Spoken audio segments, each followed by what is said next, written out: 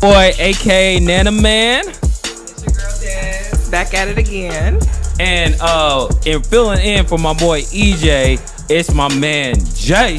Yo, what up? What's good? J Board is here checking in. And you got the problematic safe plays. Hey. Yeah. Hey. I'm so glad EJ's gone. I'm just happy. Like, he's just better energy around here, you know? Oh, like, my God. You know, like, he got little man syndrome. You could tell, like, what's bothering this guy, you know? But you're not much bigger than him. You might be smaller than him. What? So maybe y'all both I'm smaller than EJ? We'll just see how it goes. No. We need to clear all the smoke and talk. We'll have our audience listeners. You go vote. Who's bigger, Nana Man or EJ? And I'm by far bigger by him in all aspects. Leave your opinions in the comments on the YouTube video, and we'll count them up from there. Yeah, I'll make sure I leave my comment. And and also, I just be wondering if EJ ever, like, I know he's in a relationship, but if he ever get into the dating world, like, what would a single EJ get? Like, what type of women would he attract?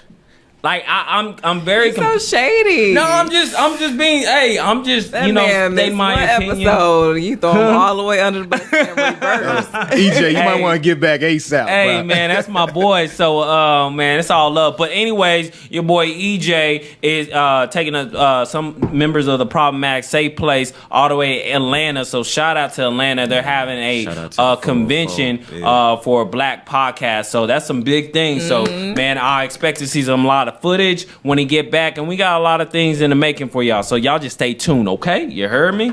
But anyways, who this? Like, at first I was like, who is this beautiful, elegant Nubian Milani Poppin queen right here to the right of me? Like, I'm very flattered. Like, I was like, dang, like, we've done good for ourselves. Like, hold up, you know. You done good for yourself. What you got to do with that? Boy, you ain't putting nothing in on these money. I'm just saying, you can get a ring around me. I don't play them games. We going to Ghana, and this is just one of my many personalities. Okay, I see. I like the inches. And speaking of it, you just came back from Jamaica, right? I did. Okay, I see. So Stella got her groove back, huh?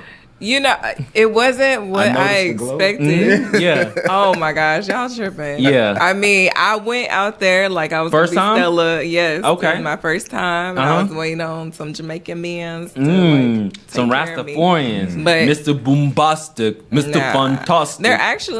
It was a lot of guys that were not attractive, and there were a lot of guys that were short. So that's like a thing for the Jamaican culture, though. Like being short. Yes. Like, shout out to the Jamaican descent. Shout out to Westmoreland, Jamaica, by the way. Oh, that's where you from? Block up. Okay. Yeah. I'm just saying that y'all should try to at least, reproduce. But you know something, though? I'm going to say this. Just You know, we like 5'4", 5'7" on the average height. Mm-hmm. But the heart is like 8'9". Oh my God! Like so come on, you gotta get with it. You know, you want the heart, right? I met a lot of nice men. Everybody was and really short. nice. They were short. Exactly. They were short. Should be back. Yeah. So that brings I'll a be point. back, Like, but not for no man. I feel like women's expectation might be a little bit too high. Is that safe to say? Like, what's wrong with a gentleman that's and short? Honestly, 5'7", 5'4", that's what average in the world, right? That is average height. 5'7" is the average height for the men. For the men American in the world, men. in the world. Now, American men, it might be a little bit higher. I think it's 5'10" for American men. That's pretty tall. Right. That's pretty tall. American women. Well, I'm 5'6", so on days I feel tall, I'm 5'6". On normal days, I'm 5'5". So I just need somebody, just at least like eye level 3 to 4. Mm-hmm. Would you ever talk to a man that's shorter than you? No, I don't even like. A weird thing about me is I have like a tall woman syndrome. Like, I feel like I'm taller than everybody who's not, like, if I don't have to break my neck to look up to you, then like I'm taller than you in my mind. You missing out on your blessing. Yes, you really are. I probably am, but I'm also not ready for kids and marriage at this moment. So we don't necessarily have to be the kids and marriage at this moment, but I mean, respectfully to each his own. It's primarily about someone that likes you. So True. There could be that person that's shorter than you. There could be that person that's equally to your exact Ladies, same listen. height. So don't be afraid to step outside the box as it relates to being with a guy that may be height challenged. But I have dated guys shorter than 6 feet. So how did that go? She misses him. Do I miss? What? Stumble. No, I'm just saying. It obviously ain't none of them works because I'm still on the market. So it don't matter, tall or short. So. Short man, if you listening, she's available. So let's just go ahead and put it out there for D. Short man, if you listening, she's available. Hey, honestly, on short men, we control the world. You got to think about Gandhi was short. Dr. Martin Luther King was short. Lil Wayne short. All them little rappers, they short. Kevin Hart is short. All successful people are short. You just named a lot of cheaters. Napoleon. Napoleon. Gandhi didn't cheat on nobody. Napoleon actually he went to war over a woman named Desiree. So. Interesting. So I can I can tell a lot of men fight over you, huh? Have you ever had a man fight over you? Like other men? Men versus men? I actually have in high school. Right. And it was really like random and like it wasn't like anything planned at all. Did you feel like you was that woman at that moment? Like was there a sense of like, I felt embarrassed in that moment. Oh wow. I was embarrassed. I was like, what in the world? Because it wasn't even like I wasn't like that serious with either one of them. So I'm like, both of y'all kind of out of pocket right now. Dang. But I mean, they didn't get to like fight. I mean, because obviously there was like security at the school. But yeah. But that's interesting. I haven't heard in a while where two guys were fighting over a woman. It's always women fighting over a man. Yeah. But that's pretty. No. We're talking like 10 years ago, though. Yeah, but still, though, like, okay, 10 years ago, we can reference to that. Let's think about today. Like, even to talk about a current event. I don't recall. There's a lot. There's subliminals. Like, Drake and Meek Mill's beef was really over Nicki Minaj. I strongly believe that. And then also I had to disagree with that. Meek and Safari's beef over No, that was over Nicki. Yeah. There's a lot of beef that spawned from a woman. Like, you think about it. Back in high school or back in the days, you might not despise someone because like maybe a girl you were trying to get with, he got with, or vice versa, like they didn't like you because you with this chick. Trust me, we want to tote our masculinity, and I've had fought over some girls before.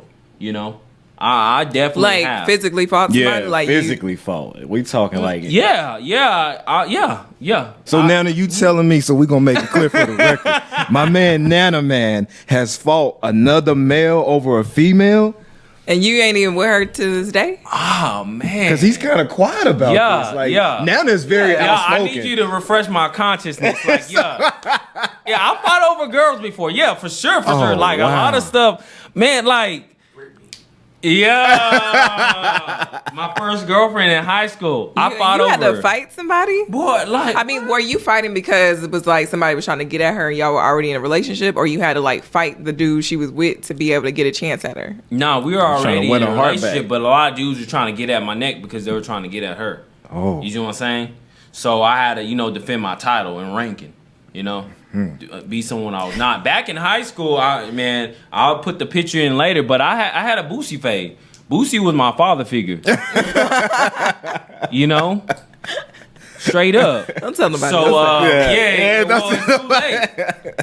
so I was out there. I was out there. You was wild. Yeah, so we were wilding. Even though we might live in gated communities, don't be fooled. Click, clack, black, black. It goes down in the gated community. Yeah. I personally have never fought any girl over a guy. Like, that's just not how I'm set up. Now, if we just happen to have a guy in common and you hit me, I'm definitely going to defend myself. But as far as like, I'm mad because you got the same dude as me, or he cheating on me with you, or he cheat on you with me, I'm not going to fight anybody. Dang, it ain't that serious. I found that hard to believe because feelings ain't got no intellect. Shoot, they don't. When you feel I'll certain fight type that of way, yeah. I'm ready to go. But see, my thing is, for what I'm trying to claim. So let me ask you this: so we all there. So you say you ain't fought over no man. I said I fought over a woman. What about you, Jeff? Honestly, man, I've never fought deep. With this because he making blood that you got. He like Ash, he gotta have them all. Pokemon. Yeah, you always had them all. I've collected them all. Seriously, wow. Off the market. Dude, hold on. Let's clear it out. Hey, clear it out. Just go ahead and establish that. Real quick, celebrate 3 years. Shout out to my wife. Okay, shout out. Love you, gorgeous. Mm-hmm. But no, man, honestly, I've never fought over a woman. My thing was like, I live by certain codes. What if it's, Jamaican culture? What if it's just down south roots that I primarily claim? if that's the point where you lost that or you can't capture that, let that be. I mean, that's somebody else better for you. As we always use the motto, there's more fish in the sea. There's plenty fish in the sea where I'm from. That's definitely a better man than me. Nah, that fish, I'm gonna get that. You want that bait? Yeah, hey, that's mine. Y'all are ridiculous. We going. Hey, by fire, by water, we going down. But I'll probably fight the guy before I fight. Shout the girl. out to the men and women that do like really go hard for the ones that they really, really want. Like, yeah, man. Shout out to. We don't talk enough about the faithful ones. Shout out. See, this is a good example. I'm hate that EJ's absent this episode because he talks about. I know you haven't watched the show. Well, he said F marriage. He's all about. He think that modern day relationship hasn't caught up to modern day laws. Modern day laws haven't caught up to modern day relationship. For instance, he don't think we don't need to get married. We need to renew our contract every maybe 3 or 4 years. We need a renewal of a contract. EJ, get back so we can have this discussion again. Yeah, man. Please. EJ, so this is a married man. You said for how long? 3 years. 3 years. Been together for 5. Okay. Yeah, so I'm one of the brothers that really believe in love, really believe in marriage. And how old are you? 31. Mm-hmm. Okay. We met when I was 26. I can't do the math right now. You get the picture. Yeah. But nonetheless, we got married at 28. And I'm going to be honest, guys, best 3 years of my life. Okay. Now, is this a perfect marriage? Is this a perfect relationship? Absolutely not. I have some things that I'm still working on as being by myself for so long in life. She has things that she's still working on for being by herself for so long in life, but we work together. Yeah. So to the point, exactly. So there's some things that you have to compromise on. Okay, i.e., there's some things that I do that she doesn't like. Yeah, I know I'm gonna still do those things, but I'm learning to make sure that I'm meeting halfway to the standpoint where there's something that we can come to an agreement on that my liking will take it to the fact that she's developing that relationship with. So definitely with the whole marriage thing, I get it. Now I will say this for EJ's standpoint, I'm a firm believer. For people that are getting married, I highly recommend waiting until like your late 20s or maybe in your 30s. And when I say that, being realistic, this is statistically. Yeah. You can have a stronger mindset to like, you know what, I'm going to put away these childish things. Yeah. I'm going to make sure that, you know what, when I'm going out on a date or with the fellas, this is an environment that I know I can take my lady to, or she just understands that this is just the man's moment, and they finna talk about men things, and we all know what men things are. So it's not the fact that, I'm gonna even state it for the record, man, my wife and I, we have a great relationship, but I'm also to the fact that if I'm going out, I know what time I feel like I need to be home. So you can say it. There's our curfews in relationship. Yeah. We just put it like we know what time we need to either be checking in with each other if we're both out at separate times, or a time that one may feel like they need to come in. So that's my own personal viewpoint as it relates to the whole marriage thing. It still exists. Black love, whatever the form that you want to go out to. Love. Indeed, shout out to Black Love. A great example of that, man. And I like how you put that in perspective. And then also, I mean, I know this is not the topic of the show, but you had your fun in life too. Absolutely. I've been knowing this guy for six going on 7 years. So, he enjoyed life as well. But, when it came to making that crucial decision and, commitment isn't convenient, and you did what you needed to do. So I've been afforded the opportunity to see grow, develop. So, man, it's been truly a pleasure, by the way. So Jeff, I'm going to talk real closely into the mic, and I want to get all the single ladies' attentions that's out there. Listen. Please note, there is hope. But sometimes, ladies, it's okay to step outside the box. He ain't got to be 6'5". Oh, my gosh. He ain't got to drive no BMW. He ain't got to have the top firm downtown. He ain't got to have 20,000 plus on his social media. He ain't got to have on no 350s. He ain't got to have on no 350s. You know what I'm saying? So find somebody that likes you. That's the most important thing. Find somebody that likes you, and don't be afraid to like go back to them lame dudes that you really like dished in high school and college that you just thought they were geek. Like them be the ones that your mama used to tell you about. So always remember your mama living out what she wanted to do. So you better pay attention to your moms. Like, that's true. You hear that, Taisha? All them times that you diss me? You hear that, Taisha? Okay. You see? We just gonna go ahead and miss out on your blessing. So. We just gonna go ahead and move forward. Wow, yeah, man. Next time we're gonna have to charge because this right here you can't get it anywhere else, you know. So next time, today's for $3.99. Next time we're gonna have to charge a subscription to listen to my man Jeff. But anyways, oh wow, man, this week's been kind of crazy in the tabloids and the news, politically, everything been kind of crazy, man. I don't even know where to start, but we kind of left off last week talking about Brian Kavanaugh, you know, if he was going to get through to the Supreme Court justice. Well, Lord and behold, he got through. Indeed. Yeah. So your boy Brian Kavanaugh got sworn in. What's his name? Brett. I'm calling him Brian. Is it Brett or Brian? Brett. I don't know. He lied, so he might have lied about his name. So I don't know if that even. I mean, I think it's just disheartening because, like, everybody, especially in this like Me Too movement moment that we're in, everybody's like, "Oh, why don't you come forward?" Because it's like. Especially, I don't know if y'all saw the interview with Remy Ma, and she was on the State of the Culture with Joe Budden, and she was defending Cosby, and she's like, well, if this happened 30 years ago, why not come forward then? And to be honest, like, her opinion on everything, I was just, like, shocked because as a woman, like, you know how hard it is in, like, a man's world, especially with her being a female rapper. So I feel like they just paid her to be the villain in that moment. Well, she's pretty feisty anyway. She spent some time behind bars, so... No, she's feisty, but, like, I just can't see a woman, especially a woman that's sitting up there pregnant right now with kids saying like, oh, you should. Does she have kids of her own? Okay, she does. So but I just feel like that statement later on down in her career right, she gonna recant that. Yeah, but I just feel like, you know, it just is a slap in the face to everybody who's like been sexually assaulted or like known somebody who's been sexually assaulted, or like families and counselors that have to directly, you know, see the effects of what happens to these people, that, you know, how they're affected. Yeah.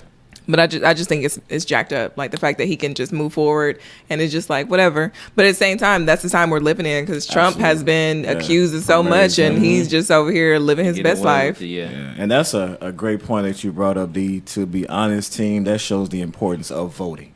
Why everyone needs to get out. I'll be very honest. The reason why he won is because of other people view his political viewpoints and who he has supporting him.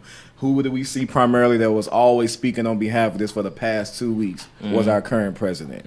I'm like Angela Rye. That's not my president. So, but anyways, to that point is the importance about voting, and regardless of it, you got to come to a sense of realization where you have to tell yourself, team, everybody's not going to tell the same lie. So they're bringing this back. Yeah, that was 30 plus years ago. He was in college. He was drinking and all that. We get all that. But let's be clear. This man knew what he was doing. So do we feel that we should give him a pass for that because that was 30 years ago? Absolutely not, man. You want to always be respectful towards that situation. That's a sensitive topic, man. But, you know, at the end of the day, I don't feel that America really evaluated that clause, and if it was up to me, I would have had, you know, where we can just deviate this. You need to rekindle this back. Let's think about the victims that don't have the platform to speak up. Like you talked about with Bill Cosby, man, and it was over like 100 plus women that came forward. Now there may have been some fabrication into the story, but of that 100, there was a statistic that 30% of the women were telling the exact same story. Now, I looked at it from knowing him as Heathcliff Huxtable, as the father figure who, to be honest, didn't have a father always in my life, and that's the man that I envision of a father figure. That's who I idolize. So,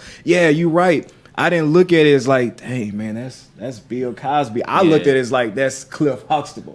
We as American, we didn't know Bill Cosby. We knew Cliff Huxtable. And what we did, we stereotyped him to think that was who he really is outside of us watching him it's on like the Cosby people can't show. Separate the artist from like the craft. And it's like, you know, that was a character that he didn't write that script 100% of the time. You know, it was a collective group of people putting together lines that he went on TV and, you know, acted out because the people who wrote the lines couldn't do it, you know? And he was the best fit for the character. And I think people need to be able to separate it. I mean, and that not just with him, but with any actor or, you know, like even like how we have position of power. I agree. Because it just, I honestly feel like any white man in America that has any type of power is going to get it passed no matter what.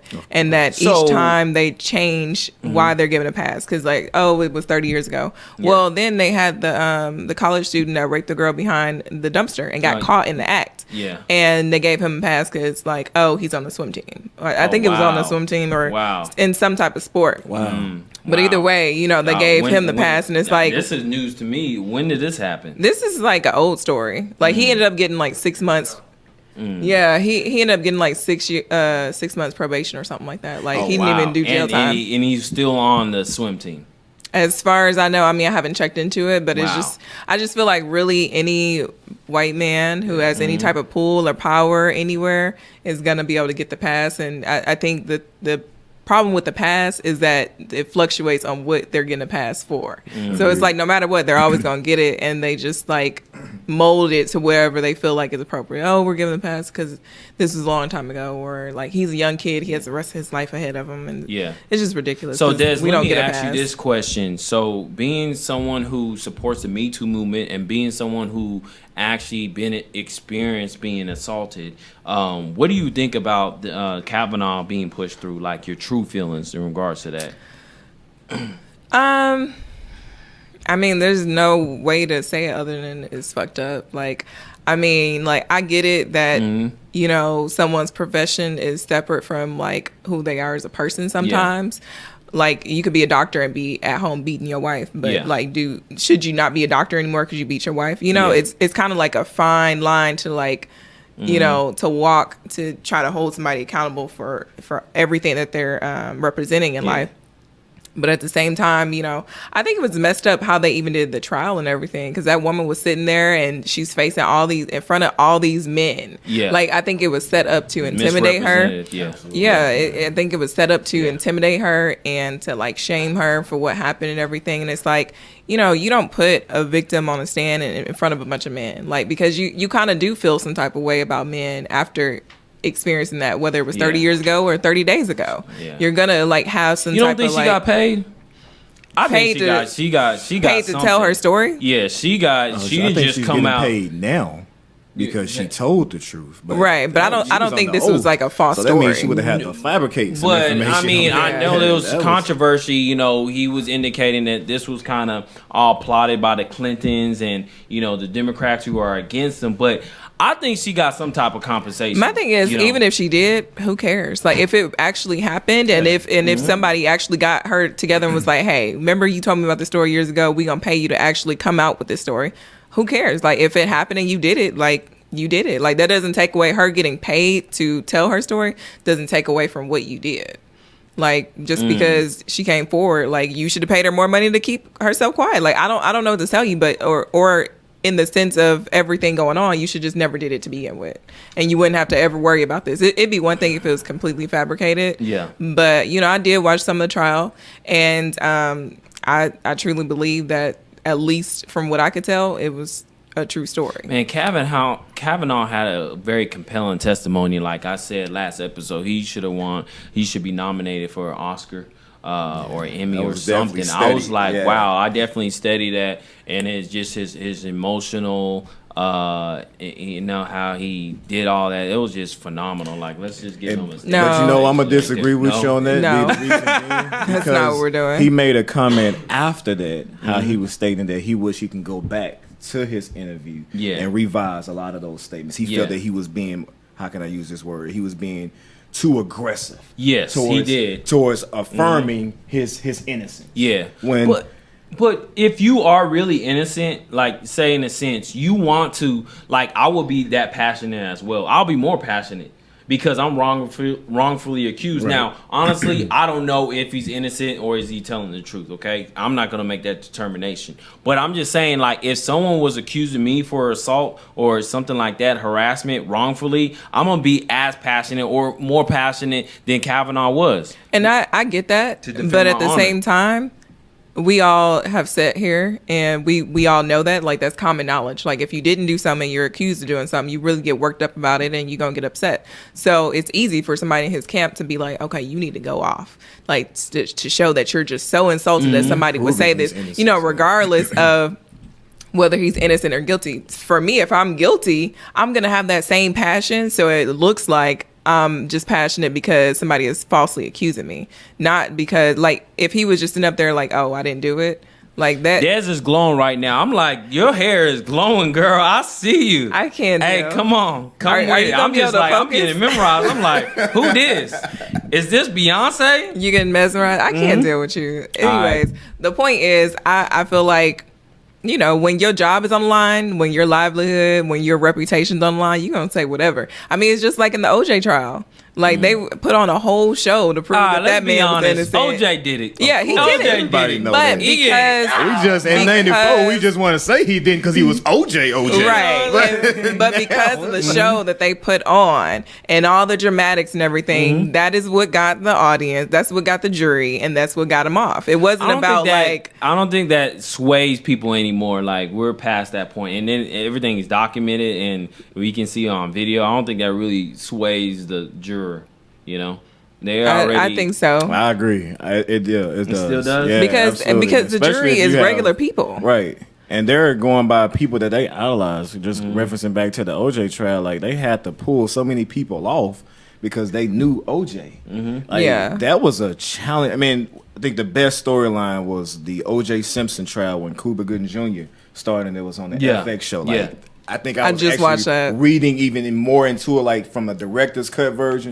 They said this was probably like gonna go back in history as one of the best like actual real life documentaries of what really happened into the actual Did you watch trial. the Rob Kardashian? It was like a 45-minute snippet on Netflix where they talked about him and his role that he played. I didn't see that on Netflix, but I have my own reading that I've heard about the whole Rob Kardashian, how he started his platform and were offspring to his ex-wife, I guess you can say. But to the OJ man, that guy, he was looked at amongst someone totally different. He was immortal against men. Yeah, and what I'm getting at primarily, guys, is he was looked at as someone that was really, really liked by the white community. And it was just so happened. It's like a Michael Jackson. Michael Jackson, we all knew he was black.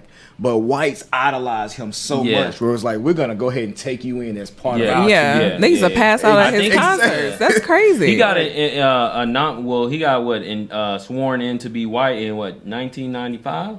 Is this Michael Jackson? I think the white people he became officially white. They sworn him in. Yeah, and I think we traded. Wait, are you Michael joking? For was it Vanilla? Did Vanilla Ice? Somebody got the John B. I'm not about to. I think we traded. John B always been part of the community, by the way. I'm mad that I'm sitting here listening. John B always Michael for John B. Yeah, John B always been part of the community. I don't know how that works here. Well, Kanye West. Speaking of it, Kanye West about to lose his black pass himself. No, we got Kanye. Can I talk to you for a minute? Me and the other faculty members were wondering, can you do a little something for the kids? Hold on. Speaking of it, I mean, I just kind of a segue into our next topic of discussion. Jedi, can you pull that video on TMZ regards to the slavery remarks with Kanye? So he's having a moment again. Obviously, we thought he was going to drop his new Yandi album last week. Don't nobody care about. And he went off on SNL. It's going to be a hot album. And then he has a nerve to go to TMZ unannounced and say these remarks. We're about to play it for y'all. It's crazy.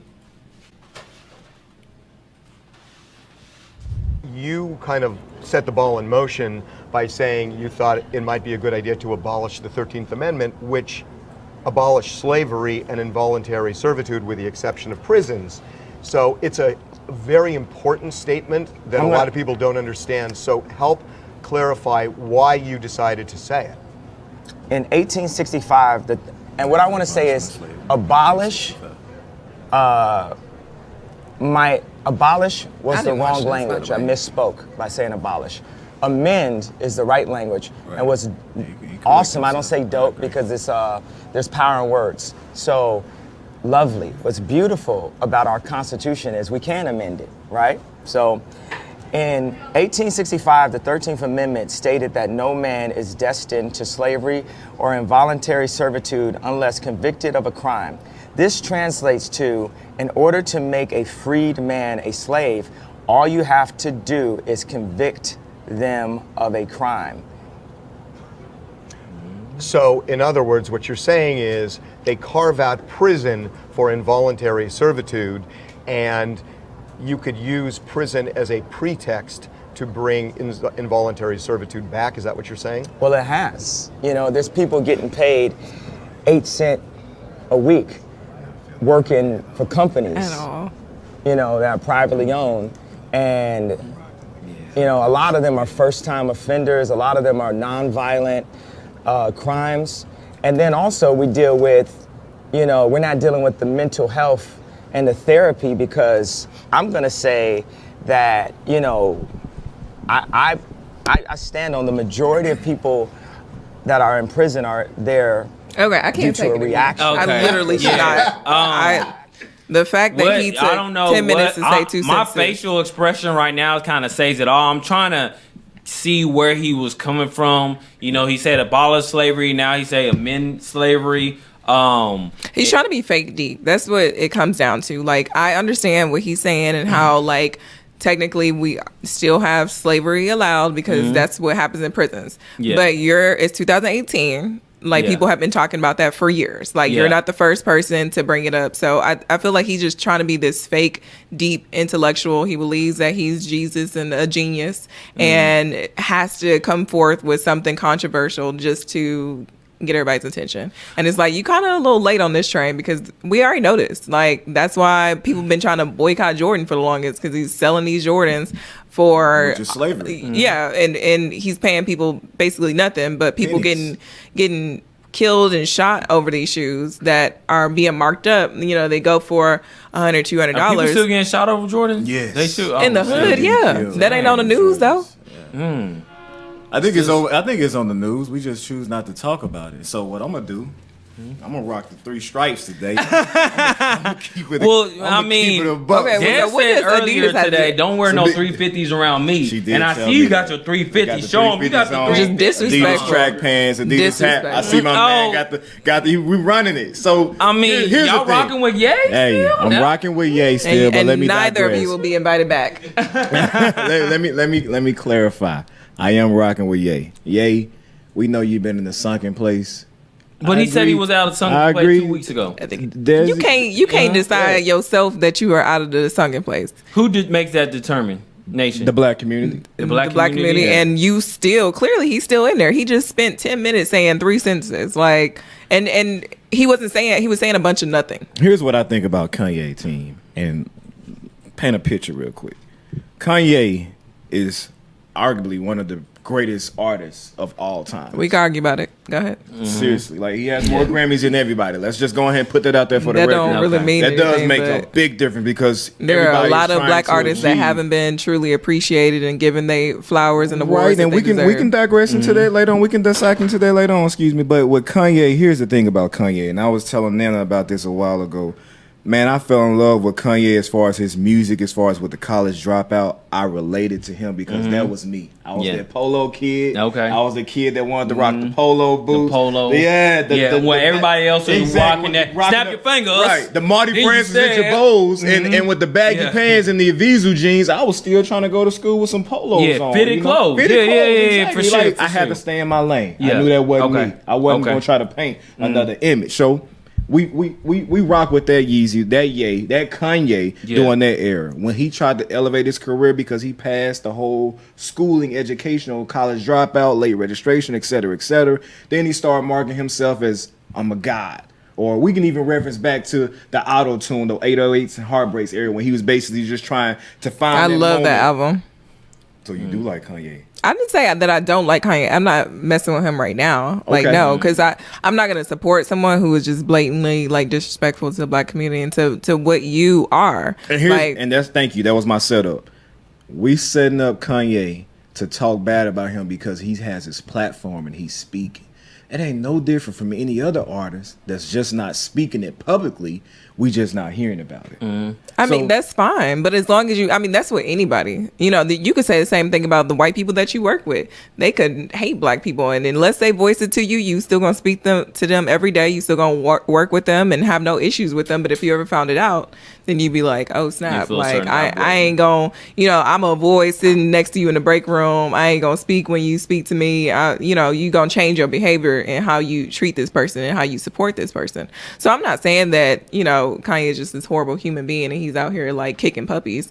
I'm just saying, like, I'm not rocking with what he's doing right now. Like, I feel like he's doing whatever he can do for an attention grab. Agreed. Just like his wife, which is why they are the perfect match. Agreed. However, it's strategic though. Absolutely. It's almost like it's a discipline that is not recognized. Like, I think we need to go to grad school, get an MBA in Kanye West, get an MBA in the philosophy of Kim Kardashian, because what they're doing is very intentional and strategic. Like, they're always getting our attention, always being in the tabloid. I mean, yeah, but at the same time, I mean, that's what we can relate that to television. And when television first came out and like they made ads and everything to advertise to you so that you would want every time you hear this sound or every time you hear this commercial, you know exactly what it is, what cereal it is. You want to go out and buy it because you see it in the stores and you saw it on TV. Right. Yeah. So it's, being allowed to be brainwashed.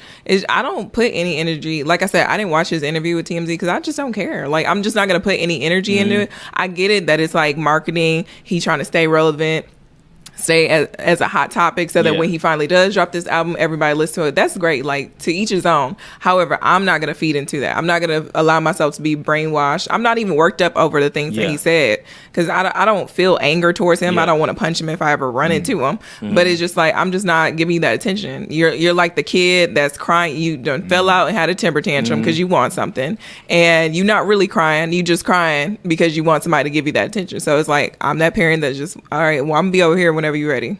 See, the thing about Kanye West right now, I'm just upset at the fact, like, I'm happy at the fact he's expressing himself, but I might not agree with all his opinion, but I'm just upset at the fact how much he's being scrutinized for voicing his opinions, and that the whole free thought, like, I agree with that. Like, people need ways to express themselves, to talk, all right? Now, when he make outrageous, lavish statements, with no factual meaning behind it, then it's like, okay, what's going on, Kanye West? But I think he's at his healthiest when he's just voicing his opinions. I feel like, of course, everybody should be given an opportunity to voice their opinions. Nobody should be told, shut up and play basketball, shut up and do music. Nobody should be told that at all, because at the end of the day, I was told that my whole life. At the end of the day, we are all human beings with thoughts and, words and we want to say whatever and get our point across. However, there's a way to do that. Even if you do want to stay in the spotlight and get some attention off of it. I mean, Colin Kaepernick is a perfect example. Like, he sat there and he kneeled, and a lot of people disagree with him. He lost a lot of sponsors. He wasn't in the NFL anymore, not in the NFL anymore because of his backlash to everything. But at the end of the day, he was standing for something important. What he was saying every time he did an interview, it was important and meaningful. It was important to you. Who did it resonate with? So other people might not have resonated with him, so it won't be important, but it was important to you. So it was important to me as a black person. Exactly, you supported that. But now Kanye West, what he's saying is important, but it's not supporting to I mean, at the end of the day, like, the black community is who over here buying these damn Yeezys, who over here buying these necessarily. He probably everybody buying. But I don't think he'll be hurt if he black would not be buying who Yeezys. he is if it wasn't for the black community. Because when he came out and was putting out his music, like you said, College Dropout and everything else, like, that was because black people fucked with him. At the end of the day, all music that pops is gonna be because black people fuck with the people. So as far as like hip hop goes, even on the hip hop, I'm gonna really disagree with you because Flo Rida, for example, he's who he is today due to the white community. He started out as a rapper. It wasn't working. So he went to pop. And he's making more on the pop side. But that's everybody can make money more on the pop side. When Beyonce went pop, not everybody. Like, black people weren't really. Beyonce pop. She's not pop anymore, but she went pop. She's not. I wouldn't say that she's pop anymore. When did she go pop? Like what album? Like Single Ladies. Single Ladies. There was like a lot of songs that if you listen to it wasn't. Especially if you listen to her very first album, that soulful album when she was first going solo and she was singing whatever the hell she wanted to sing, and she couldn't even get almost didn't even get a record deal because they were just like, ain't nobody gonna listen to this. And then she still hit off, but then after that, like, each album got more and more pop, and I feel like now, like, she's getting to the point where it's like, okay, now I can go back to who I am because I don't reach the peak level and everybody fucking with me now, white and black, so now I can go back to being my true self. Right. And that's somebody that we'll probably always look at as like she gonna always have her card. Yeah, like Beyonce ain't do nothing but what the rest of us doing that work. Putting on that fake smile in front of these white folk and doing and saying whatever we got to do to make sure that we move up the ladder. Then you become the CEO and you like, all right, niggas, so this is what we finna do. Like, now you can be whoever you want to be because it's like, who gonna stop me? And I feel like she's that's the level. Right now, yeah. Her and Jay-Z, I feel like they took to the Carters right now. Yeah, they took a good route. Like dope album, by the way. Love that. I was top it. five best of the year. What? Yes, the Carters. The Carters put it out there. That went in week rotation on the radio, and I ain't heard it since. Top 5. Man. Wow. You ain't heard Did you go to the concert, by the way? I did not go to the concert when they came here at 9/11. I did see Jay on the 444 tour. Still another great album. I think that album was too real. I went to the I seen you at the 444. Yeah, we did. I mean, it was cool, but I just recently went to the Drizzy Drake concert, and I ain't gonna lie. That was a pop concert. Drake? I'm sad I missed and the Migos. Yeah, okay, I'm gonna give y'all a fun fact. Like the Migos, man, we luckily my cousin in Atlanta been knowing these cats since they were young. So I was hanging out with these boys when they used to come and doing shows. We got the plug. Yeah, plug talk. Yeah, so plug let me know whenever they come back. Y'all need some shows. Honcho! Hey, North Atlanta, what up? Hey, but man, those guys are dope. I'm not gonna discredit them, but there's come a point in the hip hop community.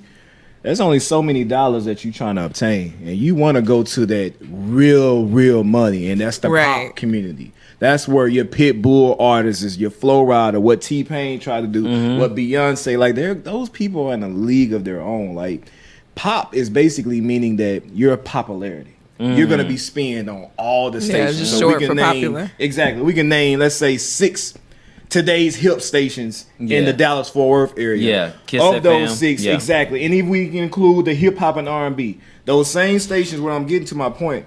The same stations that we gonna hear on 97.9 or 104.5. If it's a major hit, Cardi B, for example, she's converted to a pop artist. She's very popular. She has that song with Maroon 5. Exactly. Right, that song with Bruno Mars. Like you can hear that on the old school. What's the song that she got? Drop that Porsche. With it's like a Aladdin song almost. I like it like that. I like that. That's into like the it Latin like community. Yeah. Like I hear that more so on the Hispanic stations than I do on the regular stations. So popularity is where it's at. Hip hop, but now I'm telling you, do your research. The Carter's top 5 2018. Did you give it a full listen? You listened to the whole thing? Oh man, I listened. Let me say this. To this point. Yeah. And maybe this is my opinion. Yeah. I think that album is like really like relationship go mode. So like me and my wife, we love that album together. Yeah. So I see my man now. That's one of them. Let's get this money together, B. Right. Like, that's one of them type of albums. Like Bonnie and Clyde. Like you really exactly. So I got you. Maybe that's why I feel like it's a top 5. Do I feel like it's Beyonce best work? Yes, because I feel like and the reason why I feel like that's her best over Lemonade. Whoa, way over Lemonade. And the reason being, here's the thing: she's getting past the fact that what her man did. He's past the fact of what he did. Let's put this together. They have reconciled the relationship. Exactly, reconcile. But I don't think that makes it the best. I feel like Lemonade was her showing like that she's a woman. Like she can be hurt. Like these are the emotions that we go through, and I think it was very relatable to women. So that's why I feel like that's her best work. I think this album with Jay-Z is the Carters. It is definitely a close second because just the simple fact of like I get only that had 9 tracks, right? Yeah, it only had a few, but I just love how they are in their relationship. They're talking about their goals, like, and she's talking shit. Like that's why I said like she's a cocky album. She's the owner of the company now. Like she done worked up from secretary to the owner of the company. It's like you can't tell me shit. I'm gonna be on this whole cussing. I'm gonna tell you hoes that y'all. Rich. That's a lot of brown. She on Forbes list. I love that. She talking about how you can't afford to be where she at and everything. It's just like like she's been in the game for a long time. And you know what? To your she could have been talk shit, and now that she's doing it, no, you're that's fine. The same as Kanye. That's what I was telling y'all about. My opinion. He's just arrogant in another way. We'll be all back with Kanye if he put arrogant a Watch the Throne and he not saying nothing Jay-Z. though. So we're gonna be looking at it like, yo, Kanye is back. Like that's all Kanye. Kanye career will be back to like the niggas want him if he do a track with Jay. That's all he got to do, and we know that ain't nothing but a phone call. Well, there were. Well, it's a little bit more than a phone call. That the Watch the Thrones is supposed to too. They're gonna work on it. I'm positive that's gonna be in the works.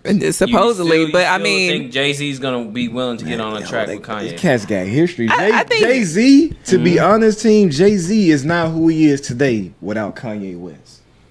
He did make a lot of hit beats. A lot of Lucifer, hits. Oh, when he made that, he made Kanye, Jay-Z.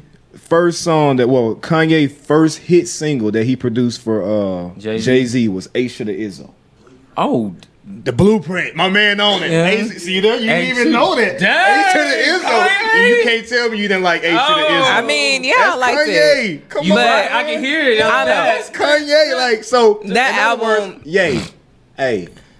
We already know what the sucker plays like, bro. I got you. I'm still gonna rock with you now. I ain't gonna rock no Make America Great Again hat. Dude. I ain't gonna get that MAGA hat. You ain't rocking with that. You still could come through with the family picnics. We good. Hey, can I come to Calabasas? You know, can we set send us up? an invite? And I put this on my Instagram page. Man, hey Kanye, holla at me. Get your people to hit my people, and we gonna do a collab. We can do an interview how you like it, discreet, man. You can be unadulterated, everything. Just be you, okay? So and you get to ask the question. Hit me up. Straight up. Speaking of, man, I mean, this goes to my next point here, the new music of the week here. I'm going to have my man Jedi play this new track from Tekashi. It's just kind of shaping, when you talked about Beyonce and Jay-Z, kind of shaping the culture of where art is leading as far as music, and especially specifically hip-hop. We got this new artist 6ix9ine. He making a lot of headways. Treyway. Treyway on the headlines. And the beginning of the season, I wasn't feeling him at all. But man, this guy's catchy. He's growing on to me, and I like him. And he just dropped a new track. It's gonna be the new song of the week here. Let's listen to it. It's called Stupid. Take heat, fuck these niggas. Bitch, I'm silly. Off them choppers, shoot your shit up. Let's get busy. Drinking Henny, going crazy, popping pillay. Sex, money, murder, shot. I definitely think it's hot. What you think? Hot or not? 6ix9ine, I hope you listening to this, young brother. Get your money while you can, man. I ain't trying to pocket watch no other man, but get your money while you can. Stay relevant. Do what Soulja Boy couldn't do. Make about 5, 7, 8 hit wonders. But one people don't know about that guy's trash. Soulja Boy, that's what I was getting at. Soulja Boy money long. Soulja Boy got hold on. Soulja Boy made a lot of money, and then he has a copyright to his dance. Yes. So like all them dances on Fortnite, he about to make some money. Yeah. That's dope. Okay. Soulja Boy, he got the copyright. I think he also like owns the streaming to the ringtones, because he was big when the ringtone song was coming out. Yeah. So if I'm not mistaken, I think he owned like some. Y'all remember that song "Kiss Me Through the Phone"? Yeah, that was dope. But no, man. To your point, his net worth right now is 30 million. Soulja Boy? Soulja Boy is 30 million. No, ain't no 30 million. It's 30 million, bro. Like, he got his hands in a lot of pots. I believe it. Soulja Boy, and then he had Babes, and then he had his own shoes and a lot of other stuff. Like, he didn't have a label. He was independent. Soulja Boy, yeah. Hey, shout out to Soulja Boy, bro. Ain't no pocket watcher, but hey, Soulja, if that's what you doing. Hey, straight up, man. He did it right. If you gonna come out here and you gonna get some so money, we still on the music? I mean, no, that's what I'm saying. Was hot or not? That song, I'm gonna be very honest, I ain't no hater. That is a dope song. I can definitely hear that being a club banger. I think he's from New York, so we can definitely hear that running through the streets of NY. That's even gonna make its way down south. Like, you gotta understand, like, nowadays, man, kids gonna gravitate to whatever this jigging, as they call it. That's gonna be a banger that I can hear little kids getting turned up to. Yeah, I can hear that kids turn up to. Yeah, I'm kind of like I'm ready to go. I'm ready to cruise down Dallas right now. Get on one of these rides. Get on one of these little birds. Yo, Tekashi, I think he's a great artist. I honestly do believe that he has the wrong people in this corner. When I say the wrong people in this corner, like, they're telling him you need to do bad things to get good news. That's never been my motive. Like, I was a type, my grandma used to always tell me trouble is so easy to get into and so hard to get out. So that goes to show you that half of the stuff that we see him doing has to be for publicity purposes only. Like the whole chain snatching and then him getting robbed and him faking staging the robbery. Like, come on, man, there's people really dying. In the hood of Chicago. Yeah, he did go to the hood. He did go to the block. hood on and then posted a video later. Yeah, like later in the week. He didn't show it when he was actually and there. when he like in Chief Keef hood. Yeah, he went to Old Block. Like, but hey, Chicago ain't nothing you want to play with when nobody doing that type of stuff. Nobody was around. He posted a video late and all that. Shoot, I want to mess with it. But let me get your opinions on this song, Des. Hot or not? It don't even matter because it's gonna get it's gonna get played regardless. I already know what you gonna go home and watch. What's that? Napoli Ever After or something like that. Okay, forget you because I already watched it. Okay, I already watched it. A dope show though. It is. Yo, why you over there hating? There's a formula. Like, of course. I mean, it wasn't so many shows about that. Well, it's just a movie, but it was a movie, but. Dope movie shows that sound it just it really embodied what black women go through with our hair. Like it's serious. Like how she wouldn't even she wouldn't let the guy touch her hair when they were having sex, and it's like, oh really? Yeah. I didn't even watch that scene, but wow, that was in the very beginning of it. I didn't watch Napoli Ever After, but when you told me about the whole hair concept, I thought about the Chris Rock movie that he had. May have been like 7 years ago. Y'all remember that movie? Yeah. I didn't watch it, but that was I think I can't recall. Good hair. Good hair? Mm-hmm. Now, educate me on that. Was he really just trying to go through the history of like how women were going through overseas and getting hair and then taking them back over here and selling them? No. So it's been a while since I watched it, but he was just going through the era of black women in our hair, like the struggles we go through, why we perm our hair. Like everybody's, he had a lot of celebrities that he was interviewing. Is there any comparison to Napoli Ever After?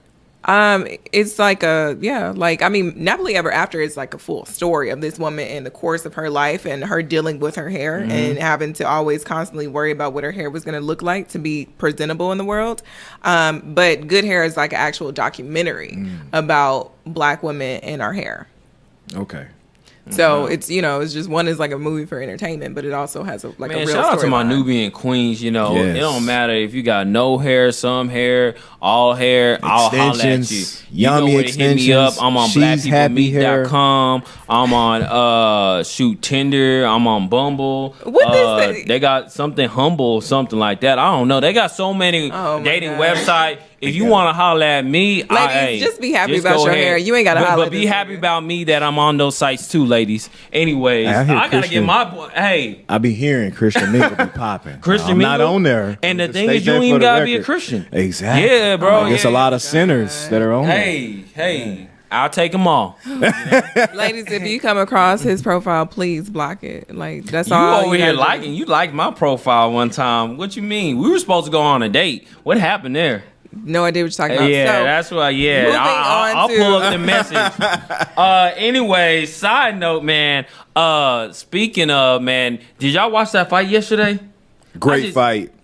Man, great fight. My first time, by the way, ever watching a MMA UFC fight. Really? Never been a fan. Interesting. Never been a fan. Interesting. And I'm gonna be very honest. The only reason why I watched it is because Conor McGregor last fight was against Floyd Mayweather. So that just shows you. Yeah, can you pull up that clip? Mm-hmm. That shows you that, when you fighting somebody that's a heavy hitter, the whole world gonna be wanting to watch you again. Yeah. It was so many people wanted to watch him win because they was thinking that, oh man, this guy just fought Floyd Mayweather and he win? He didn't against Mayweather. Yeah. Of course. Yeah, he Mayweather against Mayweather. Well, but he won some decent rounds. He won some rounds. Let me say this. Before we get into the main fight, did y'all watch any of the fights leading up? No. Of course not. It was like 10 fights. No. So I actually watched go ahead. Is it this fight you talking about? Which one? No. Okay. Are you talking about the undercard? Yeah. Is this the undercard? But this is the actual main event, right? Okay. Now this is when he tapped out. He tapped out. Like, it don't get no easy in there. You quit. Okay, so right now we just got the video of they would have had to choke me out tapping out. He been doing a lot of partying. To Khabib. I would have had to pass out. I wouldn't have gave up. Now, I heard something else happen. Look at this. You see him talking? Yeah, now this is the best part of the fight. Man. Look. Oh, this guy went over to go against McGregor count. Hey, what's up with it? And was still getting it. This is just like part one. So he was done. He wanted some more fight. But you got to think about the backstory. Like, they've been talking so much shit about him, talking about the fact that he's Muslim, talking about the fact that he doesn't drink, talking about his family, wife, and kids. About calling Khabib? him Conor in his camp, calling him a terrorist. Wow, look, they fighting again. Yeah, somebody. So is this UFC or Royal Rumble? This is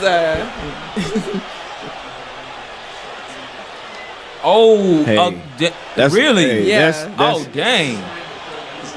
So I thought Conor had already exited. No, he was still in the ring. So Conor got knocked out 2 or 3 times then. Oh yeah, if you see in the clip, one dude jumps in, he has a red shirt on. Yeah. Sticks Conor in the back from the back, man. Wow. Yo, this man tapped out. That couldn't have been a better hit. This man tapped out. But to this Khabib, he was actually supposed to fight McGregor like years ago. Yeah. And he still he retained the belt, so he's been the champion.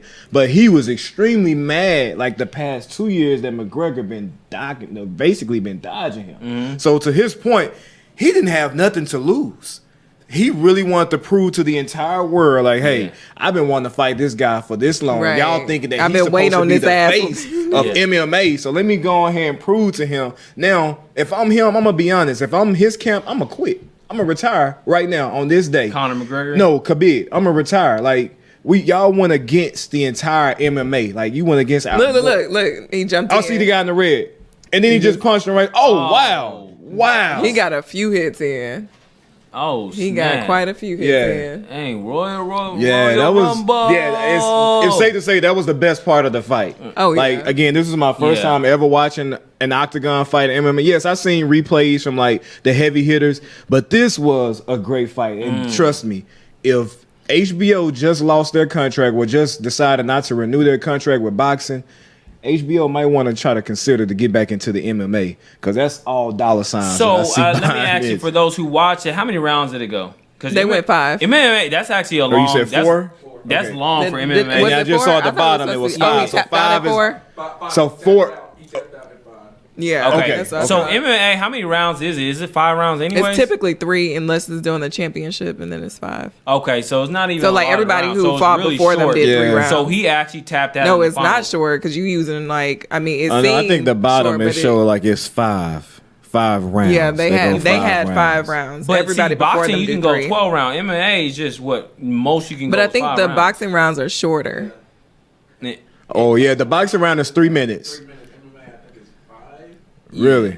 Well, that maybe explains why they only go 5. And then, not to mention, you're going to get tired a whole lot faster than MMA. You only using 2 things so many times. when spboxing. You using your feet, your elbows, all of that stuff. Yeah, like that's a real especially sport, when man. somebody like because Khabib or however you say it, Khabib. Dang, he had pinned down Conor so many times and like so hard that it's like you have to use all your body strength to try to not be pinned down to where you lose the fight. Like so you having to really wrestle, and it's just like a constant like trying to get up out that movement. Yo, he put that. It was a good fight. I was happy, and I watched it unexpectedly too because I didn't even know it was coming on. Really? I thought it was gonna be a whole lot more. I was told it was like $100. Come to find out it was like 65. So maybe shout out to pay-per-view for reducing their price. Okay, wow. But before them, I think a couple rounds before them, it was a black fighter, and his name is the Black Beast. I think it's his fight. Derek Lewis. I think that's his name. Derek Lewis. You saw that one? Did y'all see his ignorant ass interview after the fight when he won? This nigga was on there talking about. They were like, "Why you changing your shorts?" He was like, "Cause my ball's hot." And I was like, oh my gosh. And it just went downhill from there. Like he's from Houston. He was being a true ass up there. Like no PR training whatsoever. I don't think he cared. No, he did was for like, a reason. He was like, hey Joe, in 2 weeks, man, I'm gonna come on the show and smoke some weed. Joe was like, let's do it. Like, ignorant. It was, wow. Oh my gosh, it was painful to even listen to. I was just like, I mean, I get it. Like you can be yourself. Yeah. But at the same time, it was just like pure ignorance. Okay. And you know what? To that point, pure ignorance is a form of appreciative now. Like that's all people do. Appreciative. Yeah, think about it, man. Ignorance. We appreciate. What do we primarily watch? World Star Hip Hop. And when we go through that, what do we see? I ain't logged on there in a few years. Hey, I only go on there just so I can stay hip. Yo, y'all be on there watching them girls shake their ass and all that. You can do that on Instagram now. That's on the news feed. You can go in real life. What you mean? Exactly. That's on news feed. It's in Dallas. What you mean? Let's go to levels after this. Oh my God. World Star Hip Hop is the hood version of CNN. Yeah. Like, you know what, it's team? now even more credible than CNN. Yes, it is. I see so many breaking news reports on World Star Hip Hop that I see, and then like a few days later, I see it on CNN. Yeah. So, man. Yeah. In other words, Black TMZ. the Black TMZ has now got more credibility than CNN. Right. Because CNN got all their news where from their TMZ sources anyway. is coming from, according to TMZ sources. Like, man, World Star Hip Hop is the new CNN. And we have to pay close attention to our generation with these tools right here, these cell phones. Oh, crack cocaine. Yeah, the celly. In a cell phone. As the man called it, the cellies. But to my point, World Star Hip Hop is a strong platform because I go there just to stay hip, so I know what's going on. I have an 11-year-old son. So if he's trying to use any type of verbiage, or if he's trying to go about with any type of image, dress code and whatever, I'm going to watch this because 9 times out of 10, there's a person that's 15, 17, or even older that's doing it, and he's idolizing off that. Gotcha. I paid attention. I don't play Fortnite, however you call it. But I paid attention to the movement on World Star. How I started seeing other celebrities play it. And that kind of provoked my son to want to play it. So I'm like, all right, if he started getting hip to this game, let me see what this game does. Let me see what's this about. I still don't know what it's about. Is it like Call of Duty? Nah, I can't even explain it, man. I just see building and shooting. That's all I see. But, I mean, obviously the game must be doing good. It's a free game. Yeah. You just, I guess. But you gotta pay for like advances and premiums and some things, and people they're making money. So I don't know, but shoot, I don't know. But so I guess it's time for us to get to the main topic of discussion. And in honor of our topic, I do have on my shirt that says "Flourish, Black Girl, Flourish," and it's from can we zoom in? Flourish, Black Girl, Flourish. Yeah, right. Okay. Sure can see that. I'm just That's saying. from Humble Flourish brand here in Dallas. Shout out to Humble Flourish. Okay. I just felt like I had to wear this shirt today because of just the topic of everything. We've had 2 Black women that have lost their lives to domestic violence. Yeah. And very unfortunate. And in the Metroplex. And one of them was here. One of them's here, yeah. Donna Alexander. She was 35. Okay. She was the founder of the Anger Room, which ironically, have y'all heard of the Anger Room? Yeah, I heard about it. I seen it on TV. I had plans to go there soon, man. I saw it on the group. Oh, wow. Yeah, wow. seriously. Wow, man. Wow. So, in the whole and Metroplex. for our viewers that or listeners that are not familiar with this, basically just like a room that you can go to. You get suited up and you get to destroy everything in that room. And it's kind of to release any anger that you have. It's very therapeutic. But it's supposed to be a form of therapy other than just going out and beating on somebody or, taking your anger out on somebody else. Just take it out here. You leave and you're relieved of everything. And she had the Anger Room to like empower other women too. Right. And from her previous experiences with domestic violence and to lose her life to basically an estranged boyfriend or domestic violence is very unfortunate. Yeah, so she was only 35 years old. Her boyfriend took her to the hospital and said that she had fell in the shower. And can for our viewers enlightenment, can you tell them what happened? Like, how did she lose her life? Yeah, that's what I'm getting to. Oh, okay. So I'm like, Hey, my attention span is not there. Me off. So he took her to the hospital and said that she had fell in the shower and she was like in a coma.